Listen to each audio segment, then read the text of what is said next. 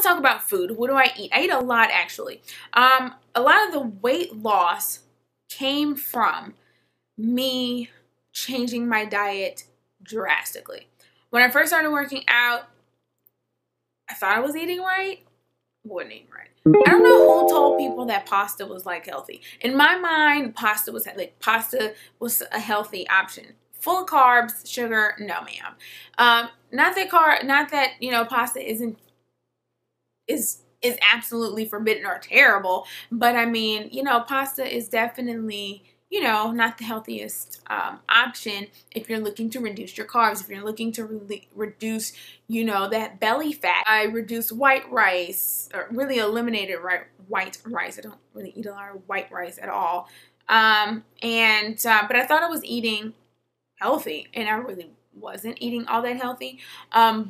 So at first it was just like, let's just, you know, kind of modify the food that you eat. So getting like ground turkey instead of ground beef. Lots of chicken, doing like, you know, chicken wraps for lunch, you know, spinach, salad, just kind of modifying the diet. So I wasn't eating, you know, fattening things or really bad things, and meal prepping was huge. Did not want to meal prep. I thought meal prep was just too time consuming. It was just too much. I didn't feel like doing it. I was just like, I was really like fighting this meal prep thing. So then eventually I gave in. I gave in about 2 or 3 months ago because I was really at the point where I was building all this muscle, but I didn't really want huge fat muscles. I didn't want to be thick like that. I wanted to be very lean. And so my trainer gave me a meal plan, and it was more of a challenge, and they do compete. So it was the same diet that they use to compete in fitness training or fitness competitions. And so for me, it was more of a challenge. So I was like, okay, let's do this. I'm going to do this. So you send me the meal plan, and it's changed over time. It's not the same thing all the time, but it's definitely targeting losing water weight, things like that. I was going to the beach. I just wanted to be as lean as possible. So it consisted of reducing the fat in the ground turkey from 7% to 1%. So I went to 1% lean ground turkey, chicken breasts, and really I got a scale and weighed. It was like 4 ounces of this, you know, asparagus, steamed green beans. So not, you know, not your grandmother's green beans with the potatoes and the, you know, bacon and all that, you know, steamed green beans, which I actually feel like I don't ever want to see again in life. Asparagus, switching to Ezekiel bread, you know, almond butter, what else? So, you know, no brown rice, and things like that. So I cut a lot of carb out. So I switched to a high protein, lean protein, low carb diet. That is what I am pretty much on consistently. You know, my weekends are my weekends. I eat what I want. I have a meal or two here, but I don't necessarily just like binge out. But, you know, I have my moments. I eat, you know, on the weekends. But during the week, it definitely helps also with meal prepping to save money, because then I'm not buying lunch at, you know, Chipotle across from my office. So that also helps too. Save me some money because I just buy it all, cook it all. When it comes to meal prepping, you know, you just kind of got to set your mind to it. And just get it done. I usually try to do them on Sundays, sometimes Mondays, only because if it's for the rest of the week, sometimes whatever I cook on Sunday will become Monday's lunch, and then Monday through Friday or Tuesday through Friday I can cook on Monday, so that, you know, it stays as fresh as possible. A lot of tilapia. I'm not a huge fan of tilapia anymore.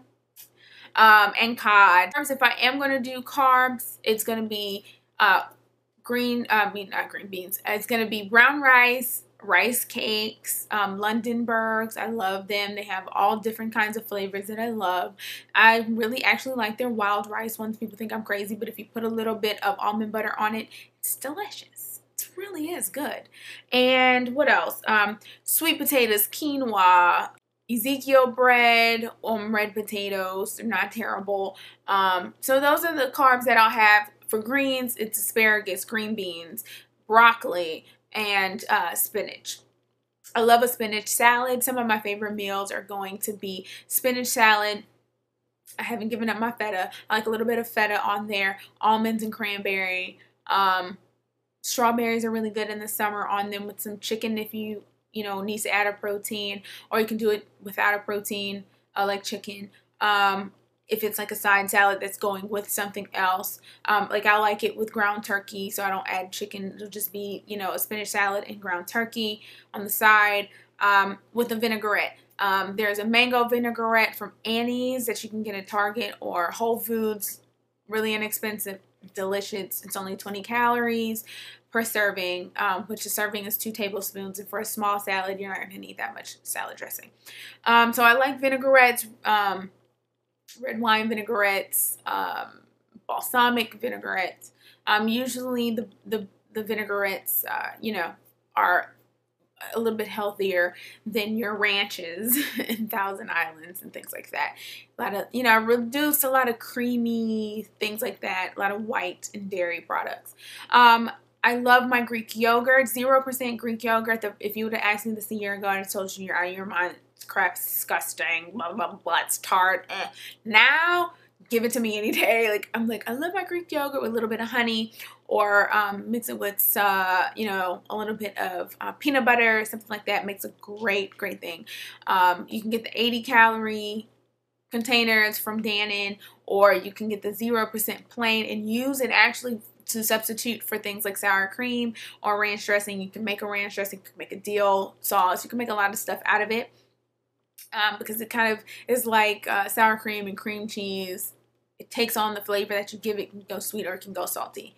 So I like a lot of Greek yogurt, and it also has a lot of protein, so it's high protein. And egg whites is another protein as well. I usually switch between egg whites and Greek yogurt when I'm looking for my protein meals, because egg whites, I can only do so much. Egg whites has been the bane of my existence at this point. But I have found a way that works for me with the egg whites, and that is to microwave them. If you get a bowl, a glass bowl, a ceramic bowl, spray a little non-stick spray. I use an olive oil spray from Whole Foods, Trader Joe's, and put that in the microwave. 2, if you're doing 2 eggs, which I think is 3 tablespoons of the liquid egg whites. I use the all white liquid egg whites. Nuke it for a minute, and it's just like you scrambled it. You need to, obviously cook it a little bit more if you're doing more, because some of my meals at the end of the day have been 5 egg whites at the end of the day. Yes, this has really happened. I used to struggle with boiling them and peeling them and taking the yolk out, and then I'm wasting all this yolk, and I was like, never mind, I'm just going to get the liquid ones. The key is, because you can add seasoning to them, is to add the seasoning after it. Don't do it before. If you do it before, it cooks the seasoning in the microwave, and then it's not good. It's learned. Other main questions is seasoning. This is one of the biggest questions I've gotten, and because I do use a particular brand by the name of Flavor God, I always get a lot of questions about this. So I have been using Flavor God. This is my everything seasoning from Flavor God. I got this probably a month and a half ago, maybe even 2 months ago, and it's almost gone. I already have it back up ready to go. So Flavor God is, very low to no sodium. Like this one has 40 milligrams per serving, so it's very, very low. And this one, which is the honey barbecue seasoning, which is super delicious, was like a specialty one that he came out with. It has 30 milligrams, so very low sodium. And Mrs. Dash. Mrs. Dash is really good. All of them work. They're all salt-free. So this is the onion and herb one that I use the heck out of. It's garlic and herb. All of these I use a whole lot. And they're pretty inexpensive.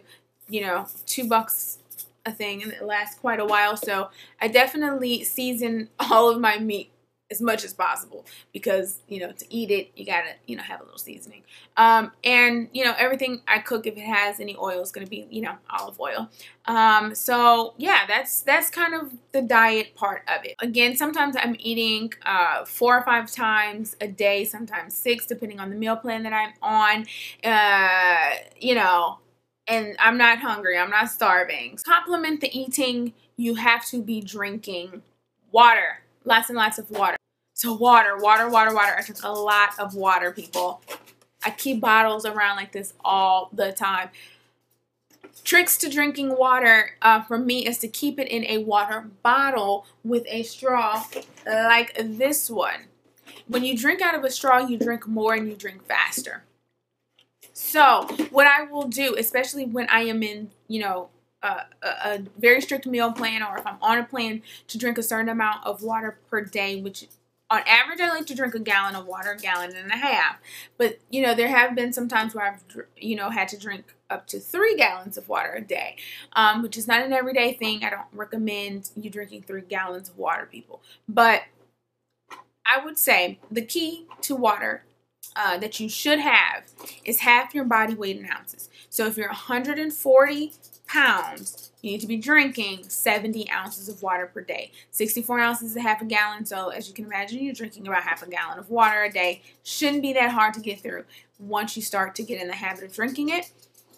For me, a gallon of water, I honestly have been able to get through a gallon of water in my workday.